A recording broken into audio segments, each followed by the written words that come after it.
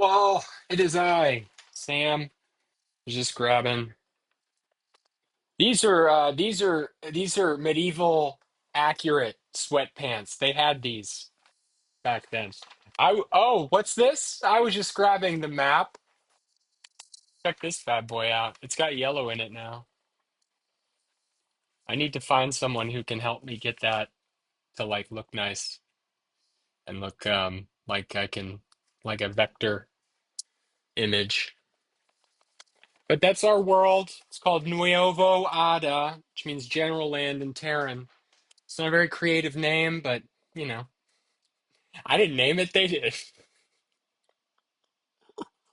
Mm. With every one of these, I want to present a kind of like a cool writing tip, or something that's helped me in my fantasy writing journey. Um, if you want to call it that lame phrase. And I'm sorry to everyone who is doing the audio version only of this podcast because I just totally showed something. There's a map. You can find it on the site. Go be on the site. It's going to be great. But last time it was the construction of scientific words by a guy. I think his last name is Wilson or Wilbur. But it's a great place for naming characters, naming things, naming anything. Today's tip will be to study the artwork of Alex Jones, the man who brought the highbrow to the comic. Look at this. This is a Spider-Man villain named the Scorpion. Because the Scorpion is the natural enemy of the spider. But just look at that. Alex Jones. You know what I'm saying? And look at that. Electro or the Shocker is like hands down one of the lamest Spider-Man villains, and he's still, I don't know. I mean, he did his best. Yeah, that's another visual for the people who are just listening. It's another visual there. So yeah, what I want to do is read the latest chapter because that's what we do. Eathel the Bastard. The illusions. We'll do a separate one on that. So we've done chapters un, et deux, et deux. So we got to do CH3. Here we go. This is where the chapters start getting shorter and they're more easy to digest. So wham, here we go. Eathel the Bastard, Chapter 3. Here's our dramatic, opening lines. Get ready. Get ready for some profundity. Hmm. Eloquence inbound, excuse me. I will minimize that. Updates to prevent some confusion. Formerly, this was snippets, but I'm going to have this be Chapter 3 now. Chapters will be shorter. Chapter 4 posted 10 a.m. Eastern today. Okay, so cool.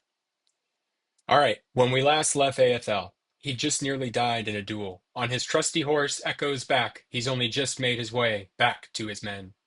Slumped forward in a daze, AFL woke to men shouting his name. Though he heard the men calling out to him, such were the depths of AFL's woe that he didn't even bother answering them. He only dimly comprehended they were calling at all. His mind was seeming to leave him, and he felt very light throughout all his limbs. And that part of AFL that could comprehend that these voices sought him wanted to never face these men again. He hated to sleep, but now he yearned more than anything for that smooth, black oblivion that took away all the cares that burdened him. Sleep was the Elysian of pain. Over the last week, the men under his leadership had failed so thoroughly to contain a brazen attack on a vassal state that 3 towns were burned and dozens killed, all innocents, some children. The men that did it had slipped through his grasp. He had only barely been able to track down one of them, and even that one had shared nothing about their origins. Dazed as Aethel was, he nonetheless remembered that his attacker had said something just before the man had expired. Or, rather, it was something he had tried to say. Speaking was far harder when the voice had to find its way around a dagger through the neck. Fa, wool, alawe? What were those words? The man had said something, but the knife in his neck had made speech difficult. as tends to happen.